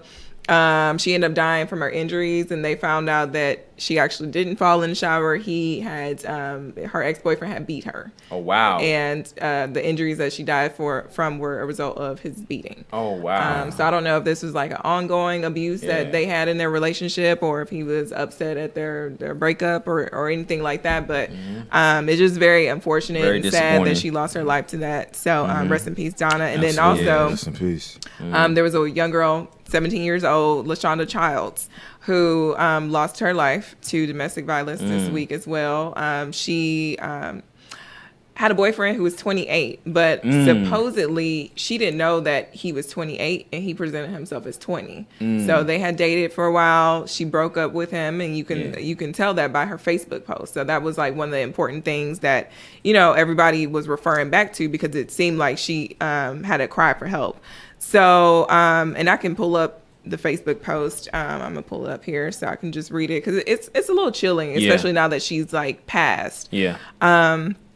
So it just starts off with her saying, all jokes aside, though, everybody want a crazy nigga until he got you hiding and dodging bullets. If you see the signs, don't ignore it, y'all. Domestic violence is real, not just in movies. These niggas done broke several phones, busted windows, followed me from my house to wherever, bit me several times, threw me into walls, made me walk places with a gun to my back, put all my stuff in a sewer, held me hostage in the house, didn't let me leave, sat and waited at abandoned houses and watched me. Pulled my whole sew-in off, leaving bald spots. Now he done set my hair on fire and shot my house up. That didn't even half the shit he did, but I'm telling y'all, this ain't where it's at. If y'all see the signs, don't ignore it. I should have left that nigga a long time ago. Now I ain't even safe in my own home. So she posted that, and then, you know, a few days later, here we are saying rest in peace to her. Because the same guy who presented himself as 20 years old and was actually 28 ended up killing her. And it's just like really sad, because, you know, obviously from this post she left him. That's very But chilling. he didn't know how to understand the words no. And, you know, he couldn't just leave it at like, no, we're not going to be together. And it's just really messed up. And then another thing that I saw on social media was the video that's been going viral was the bodyguard who beat his girlfriend for 40 minutes. And it was all caught on camera. So, you know, that was pretty disturbing to see, and, you know, hard to even watch 40 minutes straight. Just be like, threw chairs at her. Was that the guy that was like a bodybuilder, or he was like... he was a bodybuilder and like one. Working as a security guard. I saw that. For 40 minutes. This guy was and like to the point she almost died. They had security cameras in their homes, and that's how they had the footage. Man. So like a ADT or a Vivid, etc. That's what they had in the home, and this was like excruciating, man. Like I want like it wasn't like you don't even want to watch it. But really you brought another interesting point. I do recall hearing about the lady that had the awareness program. I actually saw that also on the news, and I definitely want to make it my primary objective to make sure I get more active into the community. I started paying more attention to the awareness as far as volunteering programs. So that's already on my personal agenda to accomplish within this fall. But the second instance that you brought up, I honestly thank you for educating me on that. That was the first time I heard about that with the young lady that was 17, the guy that was 28. He portrayed to be 20. Everything that she said, and excuse me for cutting you off your story. No, you're fine. Everything that she said is so true, man. And you really, ladies, if you all are listening, please, even for men, there's men that go through this as well. Please pay attention to the signs. So, as she stated earlier in her discussion, back to our main topic, this all ties in with the Me Too movement. With, you know, you don't want to be afraid, man, speak up. There's always someone that's willing to listen. But she wasn't afraid. She did speak up on social media. Well, that's the thing, though. Like, she made this post, you know, after leaving him. But it's like, dude, we don't have any evidence of her. Like, you know, if he was able to do all that, that wasn't in a week that he, you know, pulled out a sew-in, threw her stuff down the sewer and shot up her house and all that. That couldn't have happened over the course of just a week. You know, they had to be dating for a while. So, and she, you know, she was urging women to not ignore the signs. So I think it's a situation where she obviously have been ignoring the signs for quite a while. Exactly. And the crazy thing, your statement alluded to the question I was going to ask y'all. When is it okay, or is it ever okay to intervene in someone else's situation if you suspect or know they are being abused? It's always okay. Immediately. But when, like, to your point, if you and I, we have a great friendship, my brother. Been knowing you for almost over 7 years. If you telling me that you in a relationship, that's my opportunity to be involved into your relationship. That's the thing. So in other words, anytime another party tells them, hey, I'm in a committed relationship with John Doe, and she or he, we've been seeing each other. I don't know about that's that. when I need to make it my business to tell them, or he or she, anytime I see some signs. Because I was thinking about this as I was reading. I was like, you know what? To that point, your first instance mindset is, hey, that's such and such business. I'm not going to get involved. Yeah. And then when it's that's strike old 2, exactly. Yeah. When it's strike 2, strike 3, well, maybe I do need to say something. And then when you do say something, you're going to half-ass your story, girl. You need to leave that nigga alone. Or, man, that bitch crazy. You need to go ahead and just be gone with this shit. Yeah. But it's something deeper than that. Yeah. It's either that void that person is feeling where that person is not like that all the time. Yeah. And when that person is with them, they complete them. There's somebody that they really, truly value and truly like when they're not on this high. And that high could be a physical abuse. That high can be just a verbal assault. Yeah. You know, so there's things that we have to really, really pay attention to, my friend. So when, to your point, we want to pay attention to the signs immediately, to her point, but in additional, you want to interfere anytime. Now, if you telling me, hey, Jeff, man, got this lady, bro. Yeah. Me and her been dating, man. Her name is such and such. I'm gonna make it as a friend. Yeah. I owe you that loyalty to make it my business to either follow up. Hey, man, just want to check up, man. Make sure you and your girl good, man. Yeah. Make sure everything going good. Things like that. Yeah. You may just use that as an open dialogue, man. It's not, bro. Like, I really need some help. Yeah. Or she to her friends may open up and say, it's going okay. Like, pay attention to the signs is what I'm getting at. I'm going to share this point. I'm not going to use name anonymously. I have a friend that's going through a similar situation. And I always share with her, you always have my shoulder. Now, as a man, we're going to always say that just to say we done our part by just saying, hey, I told her if she ever need anything to reach out to me. But do we really, really mean that? Like, do you really follow up? Exactly. Yeah. I think we just, as a norm, as society, from whether if it's however you grew up in the family, but you're going to see it on television. Well, I did my part by just reaching out to her. All I can do is just pray for her. Yeah. Fuck all that. Excuse my language on this Sunday with that comment, but to the point, like, really follow up with that. So to my point about this individual that's anonymous, going through similar situations, right? And I can see it. Now, that's my intuition. I feel like that there's some things going on. So I'm old school. I go directly to the source. I know I'm not going to get it from my friend. So I go directly to her companion. Hey, I was just double checking. Just make sure everything good. And sometimes, like, you can really put a fear in another man's eye by looking at him directly in his eye. By telling him, hey, whatever you got going on, man, I'm here for y'all. I'm not trying to get in y'all business, but just know that's for sure. Like, that's family. Yeah. So again, you can come at me if there's some things if she needs to work on. I can try to have that additional conversation that you've been trying to establish and it's just not seemed to get. But I just want to make sure that you know that I sense that I know what's going on. And that's I'm saying these exact words because that's what I shared with my friend. And I was sharing to this point, like, at least I can tell myself I don't have to worry about no conscience. Yeah. So if I see a long email thread or if I see a Facebook posting or a social media posting of any such, I can say, you know what, I done my part. Yeah. In other words, we want to make sure that we can try to address any type of conflicts before it comes to a big commotion. And I think in our community, regardless of it, because it happens on every facts of life. We can even go to the Ohio State incident with the coach. Urban Mind knew. Let's go and clear that out. But he felt like that ain't his business. So that's why he didn't want to get involved with it. His wife told him, I'm married. You going to have conversations with your spouse. That's part of marriage. That's part of communication. It's in your business if you feel like you want to follow up with it. Now, to that point again. But how do you know it's your responsibility? That's the thing. Like, when do you take responsibility of that? That's like, I feel like what you're saying, Jeff, you saying all the politically correct answers, but when is it comfortable for you to intrude someone else's relationship? Because I feel like when people get into my relationship, sometimes it undermines me. Like, oh, so you're gonna tell me what I need to do in this relationship, you know? And it's already it takes bravery and courage just to even come out and express like, hey, this is what's going on. How do you identify those people who really have the best interest in you? And to be honest with you, I commend you for the points that you're making and the efforts that you made with your friend. But at the same time, I feel like that can sometimes backfire because a lot of times, especially depending on the person that you're dealing with, you know, you coming to them as like a man, okay, like I'm just letting you know, like you kind of like trying to check them without checking them. Anybody who is abusive to someone is kind of already kind of going to be on alert with like family and friends. So if they have any type of sense that you told somebody something, or you might be like snitched on them, like they can make it worse for them, you know, at the house. especially in a situation when that person isn't ready to leave. And I've actually had a friend when I was in college. She met this guy and they were just moving like entirely too fast. Like it was like to the point where she would pick him over me like all the time. Like, I need you. Like, hey, I'm having car issues. I need you to pick me up if you don't mind. Oh, well, he has my car. Like, I'm at work right now, but he driving my car. You've known him for 2 weeks. Like, why he got your car while you at work? Like, that don't even sound right. And it was just like, he was like almost too nice, like moving too fast. And I just, when I met him, I automatically didn't like him. And Tyler because Perry movie.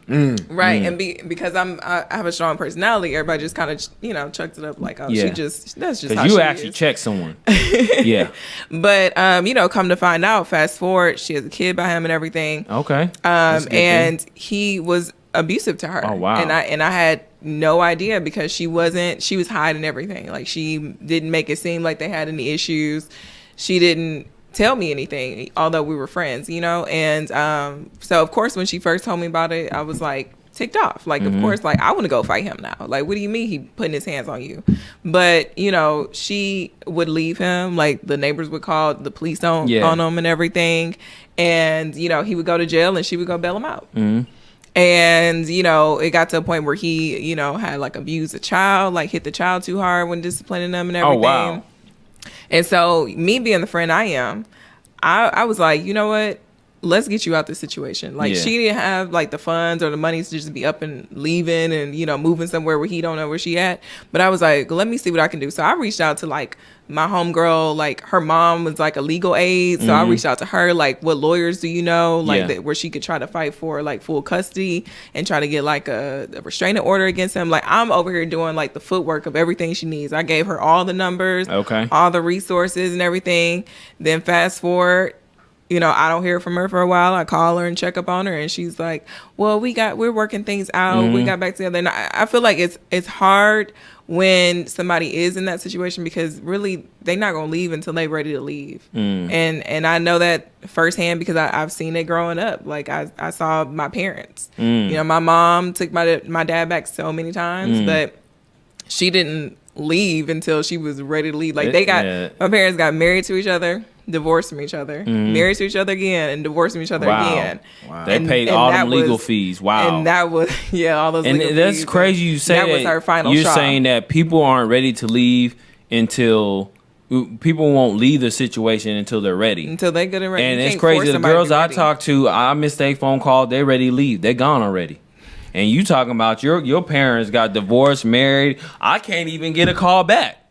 You always gotta bring it. You get it. The crazy thing is, like, I get a text and I get a read response, but no response. Please. Like, I get a read response. I seen you read my message on Instagram. Yeah. You know who I'm talking to. If you watching the show, you read my message on Instagram. I said I was gonna come out there, Atlanta, and you didn't tell me the dates. Like, what's up? So you saying you out here beating women? No. Okay. All right. That's what I thought. Put that on. That's what I thought. So don't try to compare these girls not texting your ass back to they not leaving domestic situations. I can't deal with you right now. I'm just trying to get a response. I feel like domestic violence victims are similar to people that have addictions because, like, obviously you have allowed this person in your life for a reason. Like me and the experience I had growing up, like, can't a man even raise his hand to me like it's gonna be on and popping. Like, and I already know you got hands. And then I'm done. Like, like I might beat your ass and then call the police because you hit me. Like, I'm not gonna play with you at all. And so I don't attract any men like that. And I've had one incident where I met this guy and like he was definitely like I could tell from the way his mannerisms, like kind of how he was like making like kind of like threatening promises and stuff like that. I was like, oh, like what can you describe? Like threatening promises? Oh Lord. It actually it was here in Dallas, and because some of these girls be liking that. I'm gonna give it to you, girl. I'm gonna eat you like a cake. Excuse me for interrupting you. I had a friend. She told me this. I'll never forget this. I'm not gonna put her name out there, but she told me a man don't really love me until he really hits me. I'm dead serious. I'll never forget to this day. I'm still great friends with her. She's very successful, but she told me from how her upbringing, she feel like a man don't really show that he loves her enough until he hits her. Still to this day, I always separate my level of friendship with her because of just what she stated to me. But that's still my friend. But it affects people differently. Like some people, they can grow up in an abusive household and they look at it that way. Like he must really love her if he putting his hands on her. Like he's so frustrated he ain't got words. He has to put his hands on her. That must be love. Yeah. Whereas like you have that extreme or like my extreme where it's like I wish a nigga would. Like you got that I wish a nigga would mentality. You have to be out your mind to think that you're ever gonna put your hands on me for any reason. I don't care. Like I don't care how mad I make you and the same thing with me. I'm never gonna be mad to the point where I'm gonna put my hands on a man. Like it's just not gonna happen to where I'm gonna be abusive to a man. I've you know, and I really didn't want to share this, but I've had some occurrence where I was talking to women and they put their hands on me. So you're was you lying? Of domestic violence? Were you lying? Was that what? Were you lying? See, that's the thing. It always gotta be contingent on something like. Well, regardless of fact, I got slapped in the face and hit and just because like I may have a muscular statue. I mean, but were they abusive to you or did they hit you that one-off time? Because I have gone through somebody's phone one time, the one and only time I ever been through somebody's phone, and I did hit him out of his sleep. It is, but that was a one time I ever hit him, and after that I was done. Exactly. Oh my gosh, yeah. Come on, like exactly. That's abusive, man. And it hurts me. It's abusive to sit here and be playing with people's emotions too. I don't know. We just misrepresented the truth. That's all. Lord, he just misrepresented the truth. You know what? I need to get some more estrogen on this. We need to have I want to answer your question. You brought up a point, and I want to just honestly, stick to the topic and refer back to my notes. Here's my response to your question. It is always okay to interfere with another person's relationship if they shared or told you about the relationship. Okay. So I don't want to take out of the concept of just making it my business to get involved with anybody's relationship or your relationship. But if you telling me about your relationship, I feel like that's when it's my opportunity to interfere if I think that there could be something that's reading down the path. Now, here's the thing about that, team. You want to always remember, pick your battles. As they say, you can't go to everybody about your problems. You can't go to a friend that's single steady kicking it every night. You know what I'm saying? Different dudes or different girls every night, and you trying to be the faithful one and you telling them about your situation. I'm not saying that they're going to give you the right direction, but their mindset is going to be leading something they're in a different part, a season in their life. Right. I had to tell my friends this a lot. I'm like, yo, you stop going to single folks about advice. Make sure you going into someone that has a similar pattern or a similar path to what you on. Now, don't get me wrong. There's a lot of married people that's living single lives. Basically single together. Right. Well, I think the whole domestic violence issue, like, it doesn't matter if you talk to somebody who's single or in a relationship. Because when she came to me, like, and asked me about or told me about everything, I was single, but I'm giving her the right advice. Like, girl, hell no. Like somebody who, and I think see that point, right? And I'm never that friend that's just like, oh, girl, he lied to you that one time, just leave him. Like, no, that's absolutely ridiculous. Depending on the situation and how that person treats you. But somebody putting their hands on you, putting you in the hospital, threatening your life, like dragging you out of your apartment to the point where your neighbors call the police because they can hear everything that's going on. Like, don't. I'm that friend. Don't call me unless you trying to take action. Like, because the fact that I did all that and got all those resources for her and like, okay, let's develop a game plan and you still ain't take it. I got a question to you about this. You can finish. You good? You reached out to your friend. Well, your friend reached out to you. You basically were communicating with her about sources. Would you ever find it appropriate that you go directly to this guy? No. Not and it's not because it's just not appropriate for me because I am a female and I never really want to put myself in a position where I would have to defend myself against a man. Although, like, if push come to shove, I would do it, But at the same time, like, I don't need to hear your side of the story because these bruises is enough. Like, even if it's two people going back and forth, y'all not healthy for each other. If that was his side of the story, like she hit me first or she be beating on me or something like that, and I just hit harder because I'm a man. Okay, that's fine. Y'all not healthy for each other, so y'all don't need to be with each other.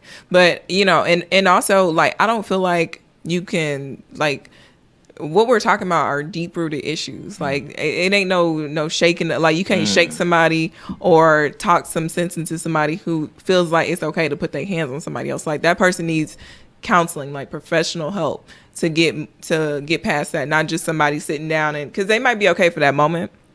They may be okay for a week, 2 weeks or something like that, but they get angry again, they're going to revert back to what they know. And they need professional help to be able to correct their behaviors that are wrong. True.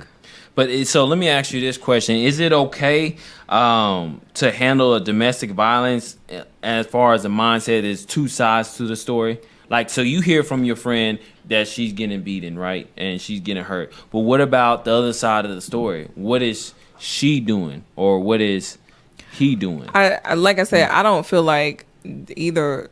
I'm not saying justifies action, but I'm not saying that it justifies it, but it's irrelevant because if y'all are in an unhealthy situation, y'all just don't need to be with each other. I don't care who fault it is. I don't care if you stabbed him and he punched you. Yeah, y'all just not healthy, so y'all just don't need to be. So you don't even try to reconcile the relationship from that point. Somebody hit you? Hell no. You know this happened. Yeah, but this is a very touchy subject. Like so I'm trying to thread the line, but at the same time, I'm being realistically because there's people been in relationships where you know what it spiraled out of control. Someone made a mistake, and they used to fight each other. Now they're in a blossom relationship. Now are we gonna go ahead and write that person off? I'm trying to figure out when is that for time. me. Yes, I am gonna write you off because at the end of the day, like even the guy who I went through phone at him, like it wasn't a hit like. Leave a bruise hit. It wasn't no hit. Like it was just like I can't believe. Like it's like I'm gonna hit you hard enough to where you wake up because you like what the hell. But it's not gonna leave a bruise or like I'm not gonna punch you and like we square up. But I feel like a lot of times how these relationships progress and get worse is because somebody hit somebody one time, then it's like, oh my God, I'm so sorry, I'll never hit you again, let me get you some flowers. Then you go 6 months and everything's all great, and then all of a sudden he beating your ass on a regular. And I think it's just because like you let this person slide that one time. I understand making a mistake, but for me, I've had friendships where like we the only people in the room and we done got into it. We done called each other all types of names and we ready like ain't nobody here to stop us from fighting to the death. But because of who we are, we respect each other enough to not put our hands on each other because we know ain't no going back to the friendship from that. So if I can have that type of restraint with my friends, I can definitely have that type of restraint in my relationship. Granted, it's a deeper love when you're in a relationship. There's sex involved. There's a lot of different other ties and everything. But I can't see myself getting to a point where I'm like putting my hands on somebody because that's just a line that you don't cross. Here's a note. You guys ever notice, respectfully, of this comment? Some women don't want help. You ever thought about that? They don't want help. A domestic violence victim don't want help. Like the ones that say if he hit me, he loved me. Yeah, they not gonna want help. This is love for them. Right, and then they're gonna also share that bruise is a cry for help for me. That's enough for me. Like seeing any physical deformation or mark on your body, that's a cry for help. Because the reason why I brought that up, team, is those two individuals, and bless those individuals, by the way, as well. Rest in peace to the other lady. But there had to have been a colleague, family member, someone that saw these signs. It couldn't just been that death or that Facebook post. There had to have been someone else outside of that equation that said, you know what, enough is enough. You're not going back to this individual because this is an animal. This person is, I can't put this on my conscience to know that you're telling me there had to have been somebody in this world, somebody in the metro area that knew of both of those two individual concerns and problems that they had with their companions, with those, I'm not even going to call them companions, those animals, those demons that they were with. So that doesn't, not saying that I'm trying to challenge them or play their role, but there's someone that's also just as responsible. That's why I brought the comment about earlier how I'm making my goal to interfere with a relationship. Okay. If you telling me about this relationship, I'm part of that relationship. Okay. I want to see y'all elevate. I want to see y'all grow. So in other words, I'm not doing my part as a man, as a Christian, as a leader into my community. Gotcha. If I see anything that's wrong, you might not see it because you got this cloud, this love. It's something that you feel like, well, he only do this when he had one drink. Or he been really trying to close this account and he ain't closing in a while. Yeah. So he only just did this, but he's just stressed out. The next meet, and then he just took me on the full shopping spree in Beverly Hills. Yeah. Screw all that. Gotcha. The point that like the girl that's dating a young NBA. No. I saw that. He took on a big shopping spree. So this the same woman that was on. And he allegedly gave her herpes.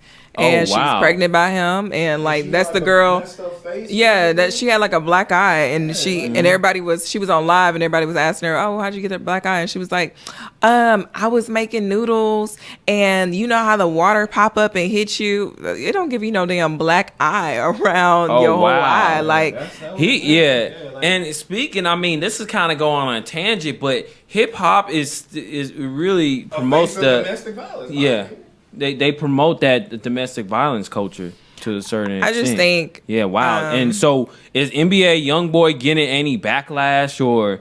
I mean... Yes, but people still playing his music. It's kind of like the 69 thing. It's like, you know, he's a registered pedophile because of his dealings with the like before he became like this big star. It was like a 14-year-old girl on set or something that like multiple guys had sex with on the video set, and they didn't know that she was that young.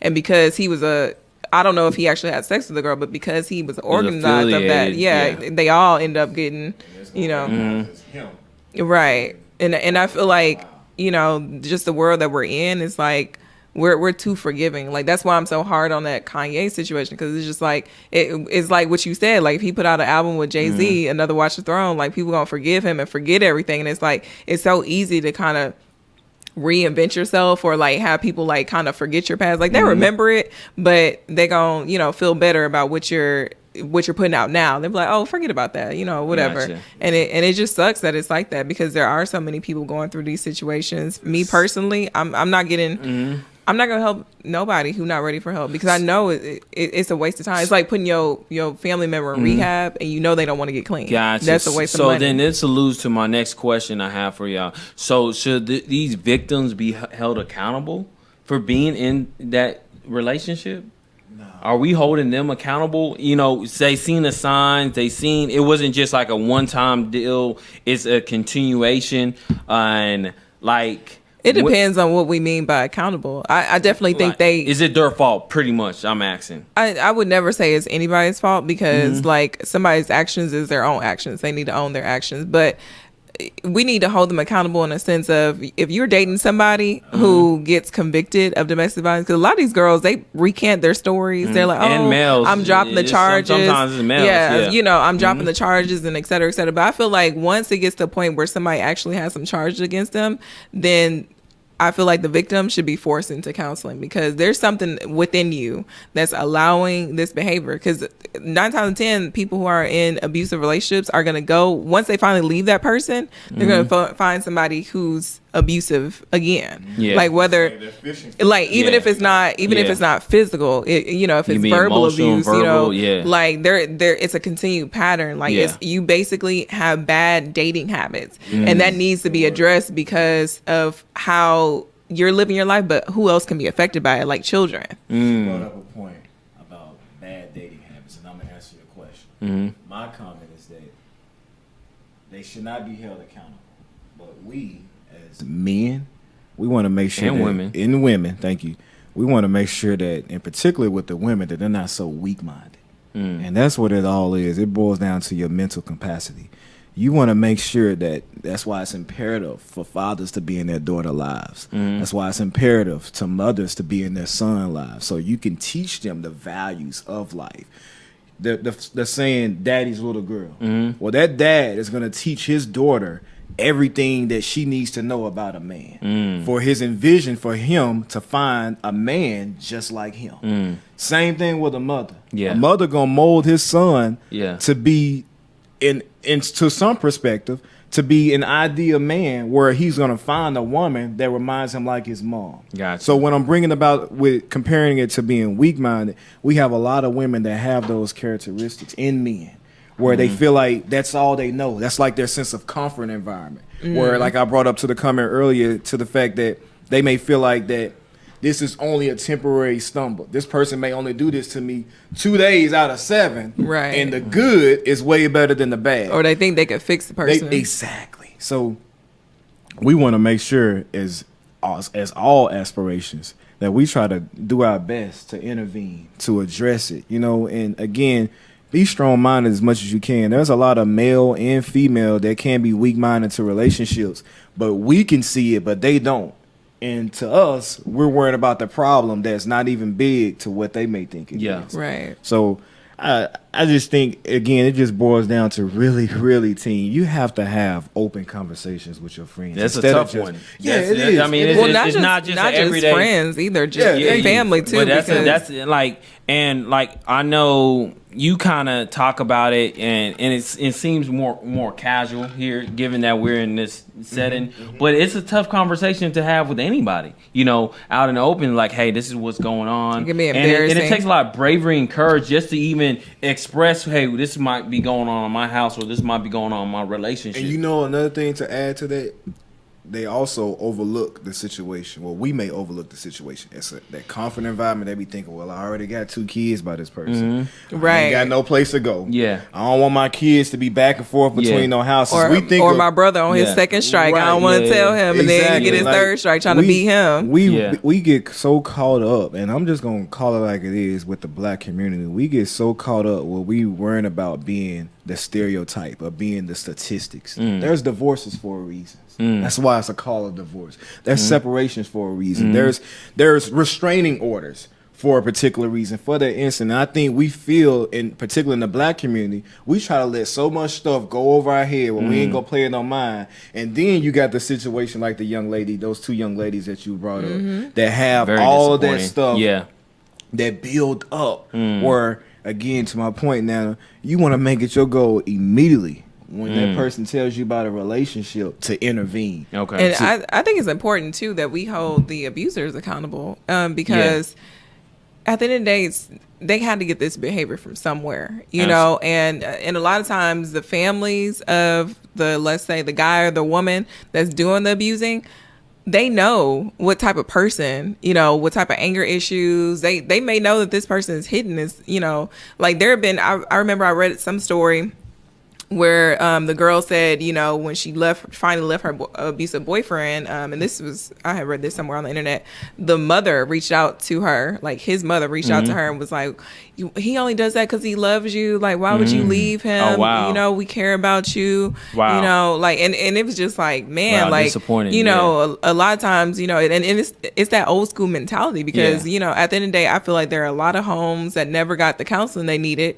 And so they never addressed these issues. And now you have, generations of families where the wives have been abused by the husbands, and it's just like a trait passed down, like where it's okay, like, you'll be okay. And it's not something that we need to be, skimming over too, because, a lot of times it's being condoned somewhere. Like somebody noticed this in this person growing up in their childhood, and they never got them the counseling they needed. They never set them down and taught them right from wrong. Yeah, man, this kind of leads to my last question before we wrap some things up. Gotta be quick with it. But so you indicated, the abuser needs to be held accountable too. But who needs the intervention? Is the abused or the victim? Both. Is the I mean, is it the victim or the assailant? Like, if you had to pick one, who needed more? Who needs the? I'm gonna be very honest. That's a hard one. I think both of them need to have to sit down. But we just gotta pick one. Like, okay, really? If I'm gonna have to pick one, I'm gonna really say the person that's the victim. They need to have that strength and courage to say enough is enough. Gotcha. Let me separate this. Let me not just think with my feelings that, oh, this person really loves me. Let me separate myself. Ladies, men, it's okay to step away, to be without. That's why it's called to endure, to put up with. So with that being stated, using that reference, it's okay to have that fear that you're going to be left out. You're not going to have that financial support. You're not going to have that shopping spree or that clothing or that penthouse suite that you want to go to, or that balcony. They don't offer none of that. Right, exactly. You're not just going to have another person buy you. Right. And so if I had to pick one, I'm going to say that person that's going through it. Like, because we gonna always talk bad about the person that's doing it. Yeah. But I think you may be leading into this, but that may be the person that may have some mental issues. Yeah. But we very rarely think about the individual that's allowing it. And that could be some mental issues as well. It is both mental issues on both sides. And my answer to that, it will be the assailant, because they're tormented so bad that they say they love this person, but they're abusing the person they love. It's obviously a deep-rooted issue, and it's some mental issues, problems that they need to get fixed, and it's very disappointing. But yeah, that's where I'm coming from. What about you, Des? I would say the abuser is the one that needs it more, because if we correct every abuser, then there's no way for these victims to be abused. Great point, man. So but right at the source. Oh man, this was a deep, pretty deep podcast. I didn't think it was gonna get too deep here, but anyways, we are up on time here, man. Jeff, it was good to have you, man. Hey, if you don't mind, give our audience, where can they follow you, find you, watch you, whatever it is. Oh man, definitely on the Instagram, Snapchat, social media, Elevante Divine. Elevante. I think I'm the only person in the world that's named Elevante Divine. So shout out to the Jamaican roots again on that name. Welcome to Jam Rock. Yeah. I just want to go back and get some more plantain. Des, what you got for him? You looking oddly, mightily fine today. So fellas, y'all see Des, say hey. You better shoot your shot. Man, and what you say, your man gotta be above 6 foot anyways. Oh my gosh. That's why I be rocking the boots. You can't be abusive, I know that much. It's your girl Des. You can find me on social media. It's Desi Cakes, ITSDESICAKES. I always have to think about it because it's weird to say out so fast. Hey, you said Des Cakes? It's Desi Cakes. Desi Cakes. Mm-hmm. And I thought it was because you do bakery or something, but I figure out why it is Desi Cakes now. Okay, she definitely got them. Never mind. Anyway, let me clear my throat. Man, hey, shout out to Jaden from the Unapologetik Podcast for throwing that event in ATL, EJ, and the rest of the problematic safe places out there right now. So big things. We're collabing with other people, man. I like, us networking. I like Color Pods, man. We got to keep on that movement. But for me, I ain't really got nothing much, ladies. But I want you to follow me at NANA_MANNN on Instagram. You can catch me on Snapchat, NANA_MAN. And fellas, you can add them too. Fellas, you can add me too, all right? But just don't try to get at me, all right? Just letting that know I love women, okay? So, but fellas, you can go add me, and I'll have all the updates for the Problematic Safe Place, and you can check me out with my fitness. And if you want to follow more of the Problematic Safe Place, catch us on Instagram at We The Safe Place, okay? And go ahead, and also you can catch us on the Cash App at We The Safe Place, because you know what my man says, it ain't free.